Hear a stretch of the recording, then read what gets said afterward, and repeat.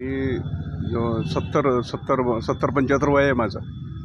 मी इथं माझं घरी परिस्थिती, आर्थिक परिस्थिती बिकट आहे.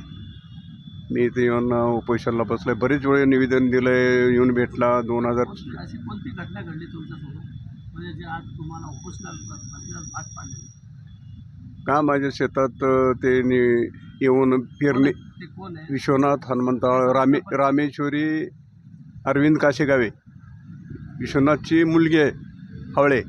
तिचे ते येऊन आम्हाला दाम देते. ते गुंड येऊन आम्हाला जबरदस्ती करून आम्हाला येऊन आम्हाला मारहाण करतात. पोलीस स्टेशनला हे केलं तर पोलीस स्टेशन ते पैसे खाऊन तिने आम्हाला तिने दाद घेणार. ते त्यांच्याकडून पैसे खाऊन तिने त्यांच्यामार्फतच घेतात आणि दाद घेऊन आम्हाला आमचं हे करतात आम्हाला. म्हणजे आमचं म्हणजे नेमका मुद्दा काय, कशावर? शेती मी घेतलं आहे 2007-12-2024-20ला जमीन घेतलं आहे. कोणाकडून घेतली आणि काय?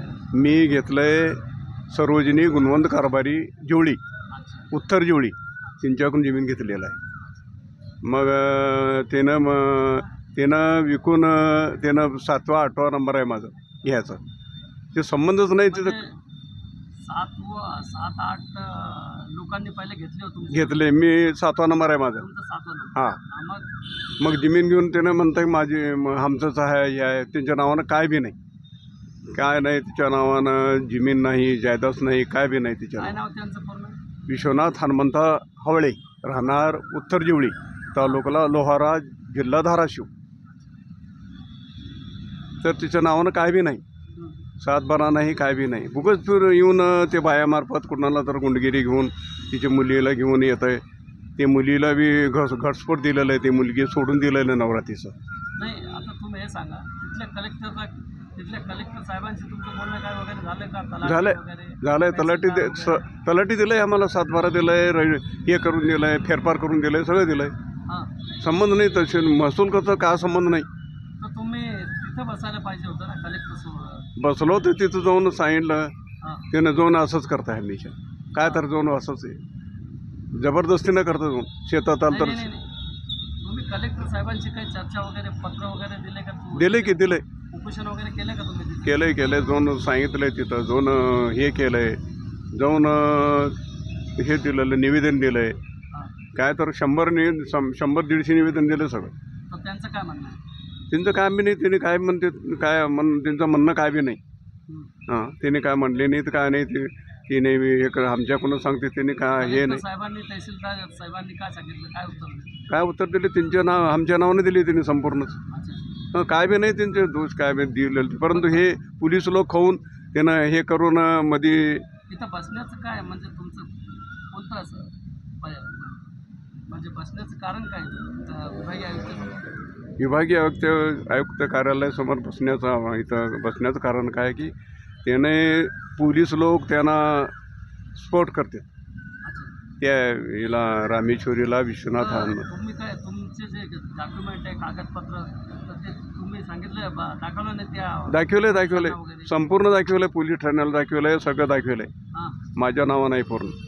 करून त्याने उगाच पैसे खाऊन आणि त्याने काय तर करायचं, चालढकल करून हे करते. ते काय आमचं काय बी हे करत. पेरणी देत नाही, पेरणी येऊ देत नाही. त्यांनी पेरले की रात्री येऊन मोडतात.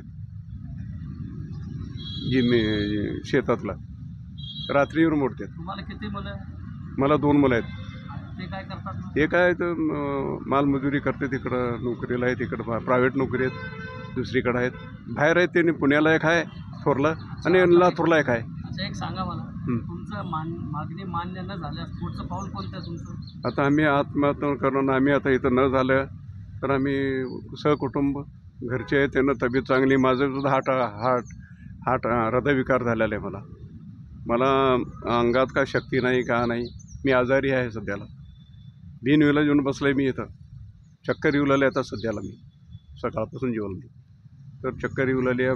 माझं हे आहे ते का नाही, दात पुकार नाही. त्यांनी येऊन तर माझं दात घ्यावं तुम्ही, सगळं माझं हे करून आमच्या त्याने दहा वर झालं मला हार्ट अटॅक येतो. मला चक्कर येते हमेशा, हे करते.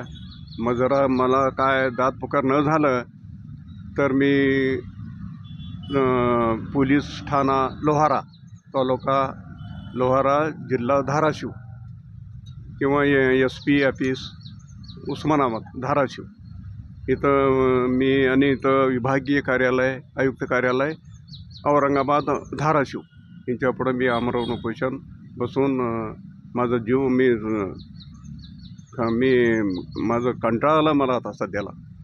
माझं हे संपूर्ण मी सहकुटुंब घेऊन, माझं कोण नाही त्यांना बी आमच्या घरच्यांना बी बरं वाटणार. आमच्या घरच्यांना बी असंच आहे माझ्यासारखं.